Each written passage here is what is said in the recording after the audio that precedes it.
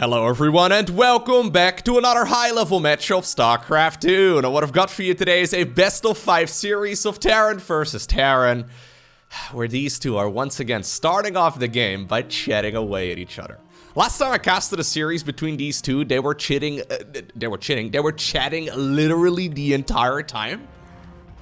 To the point where they were hitting supply blocks, they were using the all-army hotkey, they were making all sorts of mistakes, and I was wondering if that's gonna be the case again, but apparently up today it is gonna be no different. Anyways, game number 1 in this best of 5 series, we find ourselves on the map Babylon, and spawning right here with the red Terran SCVs. In the top left-hand corner, we're looking at ByuN's main command center. ByuN, according to Aligalek, currently the number 2 Terran on the planet. That is because his opponent is the current number 1. He has been the number 1 Terran in the world for quite some time. Playing here with the blue SCVs, we're looking at Maru's main command center. Alrighty. So, let's see. I cast a series between these two a couple of weeks ago because they met in the grand finals of the first KSL Weekly. At the time, it was Maru ended up, winning the whole thing, which was quite impressive. However, a week later, in the finals of the second KSL Weekly, they met again, and that is this particular best of 5. I haven't seen these games yet, so I'm excited to find out exactly what ended up going down between these two. Because, well, them facing off against each other, it's basically the highest level Terran versus Terran that we can find right now. Other than, of course, a little asterisk right next to it, they might be making some mistakes because they are, well, busy talking, right? I'm not angry. I'm just a little disappointed. No, I'm not disappointed either, but I wish I could read Korean, man. Oftentimes, I get a little bit distracted while casting these games, right? Because I look at the chat and I try to interpret it, but I can't read Korean, so yeah, it doesn't really help me out in any way. I know that somebody in the comment section of the previous time that these two faced off against each other started translating, but I think at some point they gave up because there was just so much chatter going on. From what I understand, though, they actually do talk about the game. So it's not like they're talking about the weather or their favorite anime or their favorite K-pop songs or whatever, right? They're not doing any of that. Apparently, they're actually talking about the game, which, you know, it's quite impressive, right? It's like, haha, bro, I hit another supply block, lol. I guess that's the level of talk we're getting at. Anyways, a little bit of build order deviation right here at the very start of the game as Maru decides to go for a single gas opener as he goes into a second barracks now. This does allow him a faster command center on the low ground as well, but of course a delayed factory. In the meantime, on the other side of the map, ByuN decides to go double gas right here. Much faster factory, slower command center however, but a much faster starport as well. This usually means that the red Terran player here is likely going to be the aggressor. And, well, that's not all too surprising. That is what ByuN likes to do anyways, right? ByuN, very well known for his amazing micro, and I wouldn't be surprised at all if that's what he's going to be trying to, lean on here as well in this particular series. Now, in case you're curious, Liquipedia keeps track of all of the games that these two played in the round of 16 and onwards. So, Maru beat a Zerg player called Hyperion 2-0. Maru also beat Creator in the quarterfinals 2-0. And then he beat Solar 2-0 in the semifinals. So, Maru, as far as I can tell, completely undefeated up until this particular series. Once again, I'm as if I can read it, right? I'm looking at the chat as if I can read it. This is laughing, though. I can translate that. This is haha. Anyways, ByuN, on the other hand, in the round of 16, he faced the Korean Protoss player Chance. He won 2-0. Then he won in the quarterfinals 2-1 over DRG. In the semifinals, he faced off against Dark, and he won 2-0 as well. So, yeah, ByuN up to this particular series did end up dropping a couple of games here and there. But, of course, undefeated in the series so far, because it's a single elimination tournament. Now, Maru right there sees the medevac, so that is always nice. It's going to allow him to respond in time and bring these units back home, and he may very well need them. He's got a decent group of Marines right now because of that second barracks, so I think he should be okay regardless, but bringing back the Hellion in particular can be very nice. Throwing around a couple of grenades, not bad whatsoever. Okay. In the meantime, we do have the big switcheroo right here. That factory produced a tech lab, and now, a reactor. And now the starport gets that reactor to start pumping out those medevacs 2 at a time. Raven coming up in the meantime on the other side of the map, so that is of course fantastic right here for ByuN, who's certainly gonna try and, ooh, question mark? The occasional question marks. For some reason, I find that really funny. Sometimes they just go in the game and they just type a question mark for no apparent reason whatsoever. Anyways. NG bait right here, going up in the back, and now these medevacs are out, so indeed, Maru is gonna start loading up those units. Medevac is still chilling over here as well for ByuN though, so yeah, he can once again unload. Maybe get a little bit of damage done. Well, he looks around and he sees there's not really that much. He could certainly unload if he wants to, but I think he's gonna be using that medevac then defensively instead. Maybe it's because of something that Maru has said though. Okay. Scanning the main base. Reveals exactly where that Cyclone is going, back and forth and back and forth and back and forth. We do have a Raven available, double siege tank as well, so that's not bad at all. Medevac number 1 ends up going down. Medevac number 2 gets matrixed, which is kind of nice. It can't pick up units right now for a little bit, so that's something we usually see. Don't lose the Raven. Ah, he does lose the Raven. That does kind of suck actually right here for ByuN. Even though that was a cute little move and he ended up killing a ton of his opponent's Marines, losing the Raven right there really sucks, right? That is not what you want at all. Ravens are kind of like sentries, you know, kind of like queens. You want to keep those around for as long as possible because spellcasters, well, they generate more and more energy as time goes on, and the longer you keep them alive, the better it usually is. Okay, additional barracks coming up right now for our player in red as he also goes for the 3rd command center. Similar things happening right here on the other side of the map, but Maru adding on 2 more barracks, bringing the grand total up to 5, as he's already been pumping out quite a few of these infantry units. It's always difficult to push in Terran versus Terran, but hey, this is what ByuN of course loves to do. He likes bringing the units inside of the planes towards the other side of the map. As long as ByuN has medevacs available, and this is what he's going to be doing until the end of StarCraft 2, okay? As long as he's getting medevacs in the earlier stage of the game, he's going to be loading them up with units as well to try and get aggressive. Alright, here come the units. Stimming back home right here for Maru. He's going to need them because, well, he's sacrificing tons of SCVs just to try and push this back. These guys still chatting, even though they're in the middle of an engagement. 14 workers end up going down right there to what always seems to me as a bit of a YOLO drop, but ByuN consistently makes them work, and now he's got to go for some Liberator play as well. I really like that. So, Siege Tank Liberator, it's very difficult to push into. And because of that, I can imagine that, yeah, if he is forcing his opponent to go for an aggressive move, right? You can, well, usually get into a pretty nice position. So, right now, Maru with a supply advantage. Most of that supply is caught up in units because, well, he's been trading quite effectively. He's lost a lot of troops as well, but I guess that eco boost from him definitely helps out. Anyways, here once again, do we have another triple medevac drop? And this could get a little bit awkward. Terrans cannot mass recall. There's a Widow Mine in the mix as well. Yeah, instead, Maru decides to pull the trigger as he now goes for some aggression on the other side of the map too. Siege Tank ends up going down. Liberators are already gone too. Not in the best position whatsoever as ByuN, okay, he is also starting to lose his own main base, but he's dealing a ton of damage on the other side of the map. He's already on top of the production right here of Maru, and that means he's picking off those units as they pop out of the production facilities, and that is obviously massive. Still a lot of medevacs available too. Yeah, look at those Marines going down for essentially free. Those siege tanks, they are sniping whatever they can. In the meantime, though, on the other side, well, Maru's got a good amount of units over here too, as both players are losing a lot of troops. ByuN once again takes this as an opportunity to continue chatting away. And in game number 1 of this series, we have the grand evacuation of the main base already. ByuN apparently prioritizing chatting over microing his units, and that does mean that a couple of these units at the very least are going to be able to escape. At the same time though, on the other side, ByuN is doing the same thing too, as he is also lifting up and he is getting out of there. The thing is though, Maru has way more units available still at this point in the game. And even though ByuN could have played hide and seek for another 10 minutes, there's really no way for him to come back. I mean, I wouldn't have minded it if they both decided to play hide and seek for a little bit. Anyways, game number 2, we find ourselves an Ancient Cistern, and both players decide to send out an SCV early, and they meet in the middle of the map. Now, that was expected.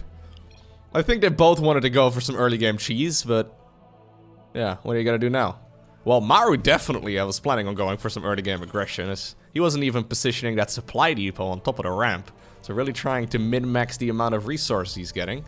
ByuN actually did the same thing as well, so they were both planning on cheesing each other. Well, instead, since they both got spotted, they decide to continue back to their little tea drinking contest over here. talk about whatever, and I guess we're gonna see a normal game instead. Yeah. That's a little bit disappointing, right? This could have been very spicy. Both players cheesing each other. Anyhow, by the way, in case my voice sounds a little bit funny, I had a pretty bad, like, I woke up with a pretty bad cold yesterday. Today is significantly better, though, but, I made a little recording and I listened to myself talk. I think I sound mostly the same. But anyways, I just wanted to let you know you should probably be sitting at least 6 foot away from your monitors or your screens or whatever. Don't lick your monitor, okay? I know it's, don't do it, okay? I know it's tempting. But don't do it. Just on the off chance that somehow, some way. Anyways, we've got ourselves a Marine coming up right now for ByuN. Maru going for a Reaper opener. 15-15. I guess 15... I really need to stop trying to interpret what's going on. They're talking 15 supply, I'm pretty sure. Either that or the clock. Okay, no. Loko, stop. I wish it was possible sometimes for me to just disable the in-game chat, because I'm staring at it the entire time. Well, sometimes I lose my train of thought. Anyhow. Looks like this game... Oh my god, did he... ByuN just hit a supply... Yeah, he hit a supply block at 23. So he tried producing a unit, now he decides to go for a reactor instead right after the supply depot finishes up. So, this constant chatting is genuinely hurting the game. I believe these guys also hit a supply block in the previous game at like 62. I was gonna bring that up, but then I forgot mentioning it. But anyways, these guys are... They're so happy to talk, man. Maybe they're just lonely gamers. Right? Kinda sucks, dude. You get to play video games all day, right? You get to travel the world, playing your favorite game. And both of these guys have earned a lot of money, but maybe they're just a little bit lonely. So every time they meet a friend on the internet, they decide, you know what, this is the moment. This is the moment. Maru shows up with 2 Reapers. ByuN already has a bunker up. So Maru's like, haha, and ByuN's like, haha. Fantastic. Okay. They're not taking themselves too seriously though, right? Which is always nice. Okay. Jimmy right there killing that 1 Reaper. But Maru's still getting the upper end out of that trade. Killing a little bit more. It almost feels like he's taunting ByuN right here, but I guess that's not really the case. He's just having a good old time. When the game is too easy, alright? 400 APM while chatting is not bad at all. In case you're wondering, chatting does not... I've tested this. Typing something in the in-game chat does not count to watch your actions per minute. Neither, and that's kind of interesting, neither does actually using camera hotkeys. So, normally, for example, ByuN will have... I don't know, Maru will have a command center over here, he'll have a command center over here, and he'll be using F1, F2, F3, F4, right? Constantly to switch between those 2 locations. Interestingly enough, hitting a camera location hotkey does not count as an action. Which... I disagree with. But anyways. I guess it technically doesn't influence the game, so that's probably why it isn't considered an action, but... Yeah, what is and isn't considered an action is kind of arbitrary in StarCraft 2. The Banshee opener just now, though, got scouted. Maru, yeah, shows it right here. Immediately posts a little smiley face once again in the chat. As he does decide to go for the double Banshee opener here. Okay. Raven immediately coming up on the other side of the map. ByuN already had one, so he's gonna be A-okay right now when it comes to that vision. Ooh, okay. Maru even going for the Hyperflight rotors. Which is an upgrade we don't usually see in Terran versus Terran, so that's the speed improvement for these Banshees. It's honestly an upgrade we don't really see very much, period. But, yeah, Terran versus Zerg, it's become a little bit more popular lately, where you do see it from time to time. It's very powerful if the Zerg doesn't have a reliable amount of anti-air. The thing is, like, 80% of the Terran units shoot up, right? So, like, the Cyclone is gonna be very helpful. I mean, that's Maru's Cyclone, but Cyclones in general are gonna be very helpful. There's Marines, obviously. There's the Ravens that can detect, but they can also disable. I mean, they can pop down a little auto turret if they want to. There's a lot of utility. Yeah, so Maru just showed up with his little cloaking field. No emoji from ByuN that time around in the chat, even though he must have spotted it. It is just difficult to get much done. That being said, though, Maru is now leveraging himself into a mech composition. So rather than playing Terran Bio, he's going into additional factories here. Okay. So maybe these benches are just mostly here to buy some time as he's still pumping them out. Double armory also coming up. So Maru is setting himself up for a macro game. A macro game. ByuN, unsurprisingly, opting to go for the much more standard Bio army. So that infantry-based army. As we do have the units patrolling back and forth here. Additional barracks production coming up as well. This, of course, does mean that ByuN is going to be the aggressor in this game after the earlier stages, but I really wonder what these benchies are going to do. I'm afraid they're going to do nothing. Anyways, look at the speed boost. There it is. Hyperflight rotors completes. And now apparently they are ready to go in. He sees that one of those ravens, yeah, is located. I mean, getting a siege tank is nice. Oh, there you go. Getting another siege tank would be nice too. I mean, they should be able to fly away. Yeah, one of them goes down, but it's just such a shaky opener, right? So ByuN obviously saw this coming from a mile away. Vikings are a unit you need to make in this matchup anyways. And obviously if you're very busy making benchies, you're not making Vikings, and I don't know. I am not sold on the benchy opener. But there is of course a chance that Maru in a moment is gonna go in and kill like 20 workers with it, and then suddenly I will take a full 180. But so far, I think at this point, it is not quite worth going for the benchies because they have done very little. Anyhow, factory production, though, is up here. Reactor over here building on the barracks as well. That's interesting. Maybe that's just for future factories. But anyhow, a little bit of build order variety here. And strategy variety in general. Usually the mech player is going to be playing defensively until maxed out. So, or maxed out. Haha! Maxed out? Okay, no, I tried. Generally speaking, we will see Maru trying to go for a death bowl. So maybe these benchies are meant primarily for harassment, I guess. Yeah, they're not really going for any SCV kills. I mean, because it's difficult to pull that off, but he is buying himself a lot of time. Sniping that upgrade would be huge. It's not gonna happen. But these guys, yeah, they're ready to boost out and once again come back a little while later. So I guess that's the main advantage. These benchies, they are buying a lot of time. So Maru is going for what will likely be the ultimate Terran army. And all he needs to get there is time, right? And usually the main problem is that ByuN is going to hit timing attacks and he's going to attack as soon as upgrades finish. But as long as you can, well, keep them pushed back, you can build up your units. And right now we're already up to 7 siege tanks here. Good luck, ByuN. Trying to push into this. That's a lot of units. Sensor tower at the front as well is going to give him a lot of vision radius. I wouldn't mind seeing another one. Okay, that's a missile turret, but I wouldn't mind seeing another one over here as well to have another bubble located in that location on the map. Okay, no cloak? Yeah, he decides to cloak, but obviously these ravens, they're detectors. They can be quite obnoxious. One missile turret over here, but just slowing this all down. Getting a siege tank. Actually pretty sweet. My main concern right now, though, for Maru is how he's ever going to get that high ground advantage, right? That air dominance. So that's a problem you kind of get in this matchup. Obviously, you could go into Thors if he really wants to. That is always an option, but since ByuN has been making those Vikings for some time already, since he already has a bunch of ravens up in the air too, it's going to be difficult to get that air superiority here. Anyhow.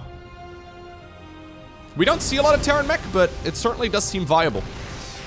Straight into 2-2 as well. Infernal Pre-Igniter coming up here too. That one just now finished. That is the Blue Flame upgrade for the Hellions. So these are going to be even faster at roasting those workers. Maru managed to go for a 4th command center right here at the bottom of the map. Okay, starport number 2 and 3 coming up right now for ByuN. So this is him preparing for that transition towards mass air. So there's the Thors coming up too. Usually when you do have that air superiority, you can start going into Mass Liberator. And Mass Liberator is amazing against, well, that Mass Siege Tank army that we see right here from Maru, right? None of the units that Maru really has at this point are good against Liberators, so if you can get there, that is awesome. It's just that you need the Advanced Ballistics upgrade as well, and yeah, you can't really get there all too early. And once again, that is gonna allow Maru to buy a lot of time, who's already ready to max out. He's gonna be maxed out by like the 11-minute mark. Which is exactly where he wants to be. 5th command center morphing into a planetary fortress as well at the 9 o'clock position. If Maru, if ByuN has any say in the matter though, he's gonna try and deny that one. There's a couple of interference matrices, but there are still so many siege tanks. Blue Flame Hellbats in the front as well, just pushing back all of those Marines. The Thor's up on the ground now too, trying to shoot away at those Vikings, and they are getting it done. That was not the fight you're hoping for right there as ByuN. He ended up losing all of those Marines, mostly to the siege tanks and the Hellbats. A lot more losses right here on the side of the player in red, and now suddenly, yeah, Maru is ready to go on the offensive. That is interesting. He's very Hellbat heavy. Not something we normally see coming out of a factory with a reactor on it, but it certainly does seem pretty effective. Okay, no, you're super dead. Sorry about that, mate. The Thor is too thick to actually go through the wall. He wanted to really badly. That Banshee from the earlier stages of this game, okay. Now, one thing you can always do as ByuN is take the Zerg approach, right? Rather than facing off the army head on, you can try and, well, catch their reinforcements and go for a counterattack instead. I love this little move. Yep, these Marauders are going to be pretty dang good when it comes to facing off against these types of units, but it is pushing back a lot of that army in blue as well. We haven't really had the mass air transition yet. Yeah, ByuN hasn't really had the time and the resources to make that transition. He doesn't even have a 5th command center landed yet, so that one's going to be flying on over in that direction momentarily, but this one feels a little bit scary. I really like this game right here for Maru. Despite the fact that he's playing a relatively unpopular unit composition, he's doing a really good job. +3/+3 isn't even done yet, only just now started. That one SCV is now living his life over there. Look at him panicking. It's okay, dude. Enjoy the fountain. Okay, this is apparently the moment, though, where ByuN decides to pull the trigger as he's coming in from multiple angles, trying his best to clean up all of these heavy hitters right here from the player in blue. Looks like he is going to get close, and maybe he will kill the majority of it, but that was really expensive. The problem here, right? Normally, in a standard game of mech versus bio, we have the bio player with the superior economy. But in this case, even though that mech army is going to take a while to rebuild, at this particular point in the game, Maru has been economically ahead for a while. Yeah, so right now he's getting a ton of income. So even if he loses a base, which may happen to that counterattack right here from ByuN, I think he's still going to be okay. Look at him mixing in so many units. Would have liked to see those additional factories coming up maybe ever so slightly quicker. Even going smart servos right now, I mean, that is confidence. Honestly, the smart servos upgrade is not the most important upgrade at this point, but apparently Maru is like, yep, I can afford it. I'm not really too concerned. He needs to get in position to defend these bases down at the bottom of the map. The siege tanks are very low. Can you push in here? I don't think you can. No. He wants to use that planetary fortress as well. Siege tank right there goes down. Second tank also falls. Vikings up in the air, though, dealing a lot of damage. Okay, a couple of SCVs pull away from their mineral lines, too, just to hopefully distract those siege tanks for just a moment. I think he's A-okay. Yeah. Man, you don't oftentimes see that mech army moving forward like that, but Maru sacrificing 11 of his workers. He's got so many command centers, going to be able to rebuild that easy peasy. After that fight, immediately once again starts giggling a little bit. Moving forward with Big Daddy Thor. Okay. So smart servos, by the way, allows you to transform units a little bit quicker. For example, the Thor. For example, the Hellion and the Hellbat, they can transform into their different modes a little bit quicker. Not very important, which is why I was questioning him getting that upgrade at that point in time, but apparently he's feeling alright. He could drop a couple mules as well if he wants to, but I guess, he's got 4 orbitals. It's not bad. He doesn't really need it, though, at this point. He's got such a massive army already. And now Vehicle Plating 3 and Vehicle Attack Level 3 is also done. So this Terran army is huge. Look at him, by the way. He's loaded up. Ooh, he's loaded up Blue Flame Hellbats inside of those Medivacs. I think the plan is to drop those right on top of that bio army. Another one of those moves we don't see all too often, but it's really sexy when it's executed well. Obviously, you gotta be careful because those Marines that do hit up, siege tanks do need to siege. There we go. The Hellbat drops right on top of that army, soaking up a lot of damage and, well, I guess allowing those siege tanks to live for at least a little while longer. The Thors, once again, though, trying to deal as much damage as possible. And this is just domination right here for Maru. Maru's Terran versus Terran is next level, man. We see so many games where ByuN is walking over his Terran opponents because he's really good at the matchup. But Maru somehow, some way, just seems better. Yeah, insane. Plays a unit comp that is unorthodox, chats the entire time, but he still comfortably shuts down ByuN.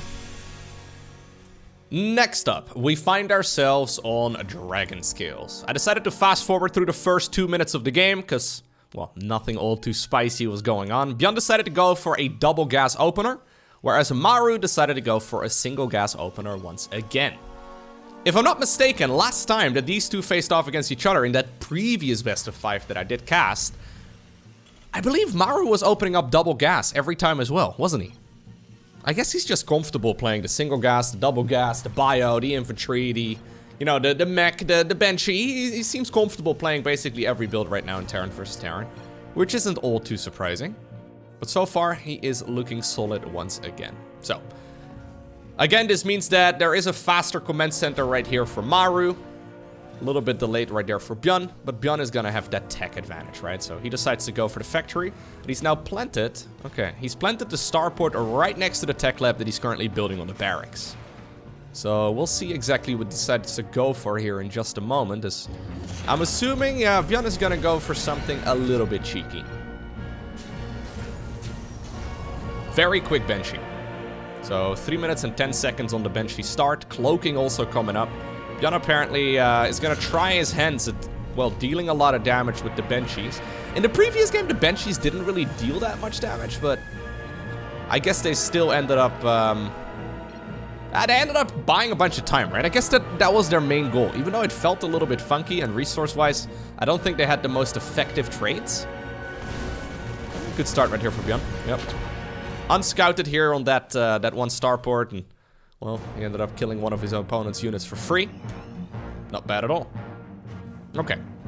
Thing is, a Raven already coming up for Maru. So he's gonna have mobile detection. Is he gonna go for a Cyclone as well? I think he should.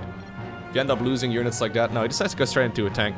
Anyways, I think a Cyclone would not be misplaced, because maybe it's difficult to defend a follow-up push if ByuN does decide to go for a tank-based approach. Anyhow, we'll have to wait until these benchies decide to get adventurous, as, well, one of them is already going across the map. Are we gonna go for a double-pronged attack? Maybe that's it, right? Benchy in the natural, benchy in the main base. That Raven can only be at one location at once, but sadly right here for ByuN, there are multiple benchies coming up. Or, I mean, multiple benchies too, but multiple Ravens is what I meant. So as long as Maru keeps those Ravens split up, I don't think there's really going to be that much damage coming out. Anyhow, additional barracks, together with an additional command center. Maru once again readying himself for a nice mid-game. Did he see it? No, I don't think so. I don't think that these benchies have been spotted. He does decide to group them up eventually, but... a little surprised he decided to get that adventurous. That is also an incredibly early cloak, my god. Okay. Opting to go after units. Interesting development in TVT, man. That apparently going after units is now the preferred way of playing this. Well, that's one bench he's certainly going down. Upon seeing this, though, ByuN immediately also sends everything else that he's got towards the other side of the map. And this is dealing quite a bit of damage now. Yeah. So here's the rest of that Terran army in red. Raven also available. There's one siege tank in a good location right there for Maru. Third CC, however, is done. So despite the fact that he killed 7 workers here, ByuN is not necessarily at that great of a spot economically. Okay. Bunker immediately gets salvaged. Maru is going to try and reposition some of his units as well as he, well, shuffles that siege tank forward ever so slightly, making sure he's protecting his ramp. Nicely done. Interference Matrix, however, is going to shut down that siege tank, and ByuN is going to be able to pick that off easy peasy. Nicely done. ByuN right now at a significant lead in that supply count, but he still needs to be careful. Maru pumping out 5 Marines at once. His additional barracks have finished up, and he has got a lot of production. Okay, that Widowmine, love it, but it ended up getting sniped right there before it could properly detonate, and now suddenly those SCVs are soaking up so many hits. That army there from ByuN gets absolutely wiped away. At the cost of 12 workers, considering he's got triple CC, I really don't mind that. Yeah, there's no third command center done right here for ByuN, who's actually doubling down on the aggression too by adding on 3 additional barracks. So this is essentially ByuN going completely all in off of just 2 bases. So the main thing to look at right here is the worker advantage, right? And the income advantage. Triple CC, just having it, right? The third command center. Generating that energy and getting the mule energy from time to time. It's huge. Absolutely massive. ByuN will always have to push up a ramp. Unless he wants to go for a YOLO drop. Okay. Nice sniper there from Maru. Unless he wants to go for a YOLO drop, he's basically always going to have to move up a ramp. And that is difficult. Obviously, he could park out here and hope and cross his fingers. And yeah. Bless his stars that he's going to get free hits right there on his opponent's army. But as long as ByuN sees... Or sorry, as long as Maru sees this army parked out there, he should be okay. There is a Liberator on the right side of the map. Free Hellion, not bad.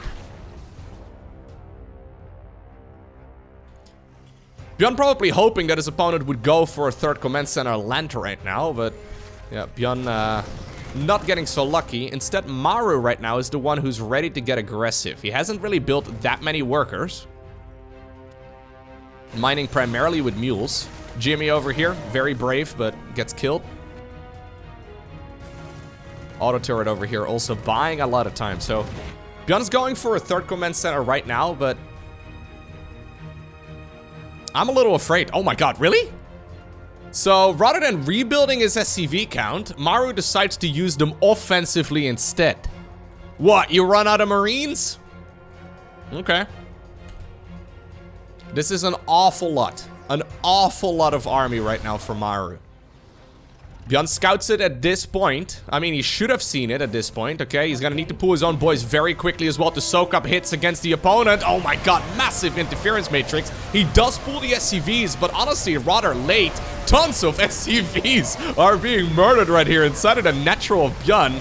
Maru does have high ground vision as well, so he's trying his very best. That Liberator from earlier, only 2 HP, but that's all he really needs. Is there enough right now for ByuN to push all of this back? Since the siege tanks are still alive, I am afraid that that is not the case. Third CC did finish up for ByuN right there, but no orbital just yet. And I believe that this orbital on the low ground will also end up going down. That Liberator is obnoxious though. Yeah, but there's the CC going up in a puff of smoke. Maru with 15, 16 workers slowly starts rebuilding his economy once again. That is so funny, but yeah. Despite the fact that ByuN does have that supply lead, there's really no way for him to hold on to his natural. Maru indeed ends up winning the KSL weekly without dropping a map.